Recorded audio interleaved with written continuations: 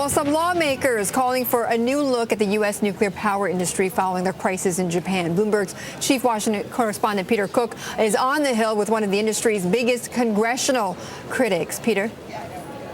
I'm joined here by Congressman Ed Markey, the Democrat of Massachusetts. He's the ranking Democrat on the Natural Resources Committee, longtime member of the Energy and Commerce Committee. Thanks for the time. Thank you. You've seen what's played out in Japan. You've had concerns about the nuclear industry here. Do you think what's happening in Japan could happen here?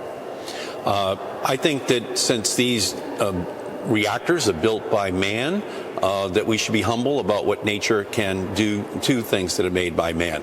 The earthquake in San Francisco in 1906 was a 7.8. The San Onofre nuclear power plant in California is only built to withstand a 7.0 earthquake.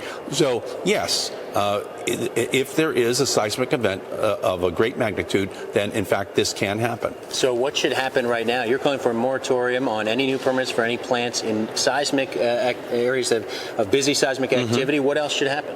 I think that there should be a full distribution of potassium iodide out to a 20-mile radius. I think there should be a review of all the backup safety systems in nuclear power plants. I think there should be a complete review of the very nearly complete regulatory process at the Nuclear Regulatory Commission, which is approving the Westinghouse AP1000 reactor, which one of the senior scientists at the Nuclear Regulatory Commission is saying could shatter like a glass cup under the kind of pressure that we're seeing placed upon the nuclear reactors in Japan. We should be very humble here, but we should listen carefully to what Mother Nature is saying to us, step back, and ensure that we have the proper safety features built in to protect our own American citizens. President Obama and this White House has been very supportive of the nuclear industry, expanding nuclear power with these loan guarantees. Do you think that needs to be reassessed?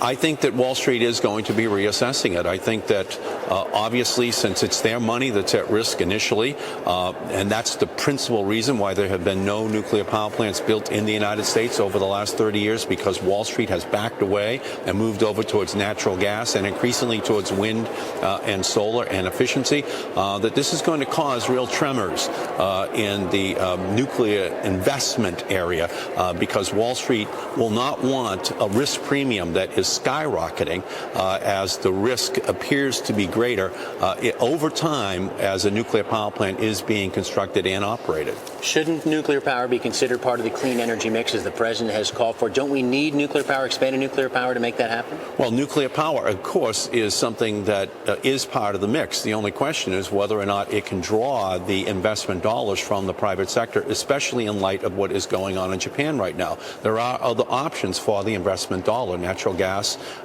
wind, solar, enhanced hydropower at already existing plants. So it's not a question of whether or not it's in the mix. It's whether or not it can compete for an investment dollar in the months and years ahead, given what's happening in Japan right now. Do you think all new permits should be frozen right now in terms of being considered by the NRC, not just those in seismic areas, but all new permits? There are 20 pending right now. You got plants in South Carolina and Georgia that would like to use that AP1000 reactor you talked about. I think any plant that's in a seismically active area should be suspended in terms of moving forward, and I think any plant that is going to use the AP1000 reactor should be suspended. In other areas, I think they should be able to move forward, but where we have real concerns about the safety, and the AP1000 plant is one of those, given that it's an NRC scientist that's actually asking the questions, we should stop, re-examine whether or not the proper safety features have been built in. What would you make of the industry argument? You look what's happening in Japan, and yes, it's a crisis situation, still very dangerous, but the containment vessels have worked. The shutdowns took place as expected, as they were called for. Basically, this could be evidence of how this industry has built in those safeguards if things don't get worse. They have built in safeguards, but again, we're learning new lessons right now in Japan. It's clear that around the world there is a Maalox moment in the marketplace with regard to nuclear power. Every citizen of the planet is looking at Japan and saying, thank God those nuclear power plants aren't in my neighborhood. We just have to be respectful of that. We're screening American Navy personnel right now for exposure to radiation. So there is a justifiable concern which people have with regard to the health consequences.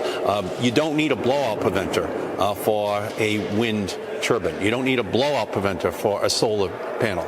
You don't need a blowout preventer for a natural gas plant. plant or a coal plant. But for nuclear, you do, which is why the federal government has to provide the insurance protection for nuclear power plants, the Price-Anderson Act. It's a very inherently dangerous technology that man can try to build in maximum safety protections, but nature once again taught us another lesson over this past weekend.